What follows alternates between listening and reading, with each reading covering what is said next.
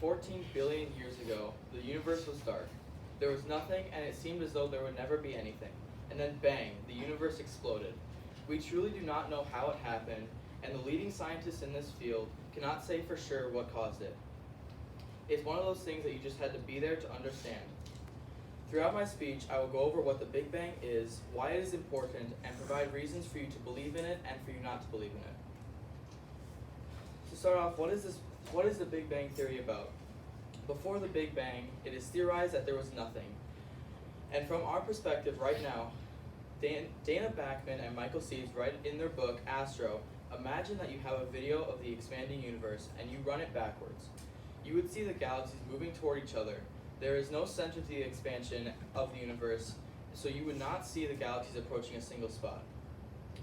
With this information, we know that the galaxies are not themselves getting bigger, but the space in between them is getting larger. And Backman and Seeds go on to say that as this reverse video continues, you would see all the galaxies come to one area and then collide into nothing as they were before the Big Bang. It is a very common misconception to think that the Big Bang was an explosion and the galaxies are flying away from the center.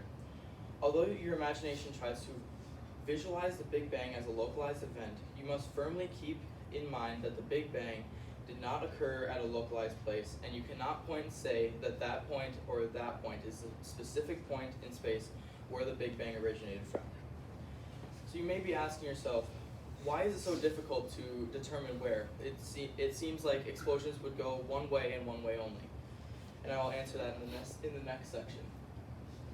And now that you know the basics of the Big Bang Theory, it is important to know learning about the Big Bang is vital to scientists as they utilize the results daily in what they do with judging the distances of bodies in the universe. CMB, or cosmic microwave background, was created by the Big Bang when everything was hot and bouncing around. So the moment that the Big Bang went off, everything was bouncing off the walls of the new created universe. And that is why we can't determine exactly where the Big Bang originated from, because everything was bouncing off each other, and we can't know exactly where it is without knowing the exact placement of every single particle at that exact moment. This heat created by all this bouncing around made radiation, and this radiation is the cosmic microwave background. And this just happens to be half of redshift. The other half of redshift also has something to do with the Big Bang Theory. Said by Backman and Seeds in a different textbook they wrote called Horizons. Also, as space-time expands, it stretches any proton traveling through space so that the wavelength increases. Photons from distant galaxies spend more time traveling through space and therefore are stretched more. As the universe expands from the Big Bang, it stretches everything out that is traveling through space. And photons that are traveling from distant galaxies to what we perceive as light, they get stretched out as they travel, which means the wavelength gets longer and it goes to the more red side of things. This has helped scientists determine how far away things are from Earth. And the farthest galaxy we know from Earth right now is 12.9 billion light years away, which means we are seeing that galaxy as it was 12.9 billion years ago. So as you see, this theory is very important to the ways of cosmology and science, but it is still a theory. So given it is not proven, why should you believe in this theory? From Karen C. Fox's book, The Big Bang Theory, what is it, where did it come from, and why it works? Most scientists believe empathetically that the Big Bang happened, and not that it is pretty math, or that there is a good chance, or that it is the best theory we have come up with so far. This just goes to show that the leading scientists in their fields all believe that this theory is true, and it is the best thing that we have come up with. Secondly, CMB, as discussed earlier, plays a role in proving the theory also. The following quote is from Charles Seife in Echoes of the Big Bang put theories in tune.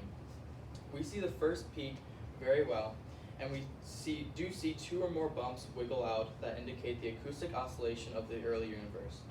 This means when the Big Bang first started, all the cosmic microwave background was bouncing off the walls, and this created shockwaves that we can still measure and see to this day.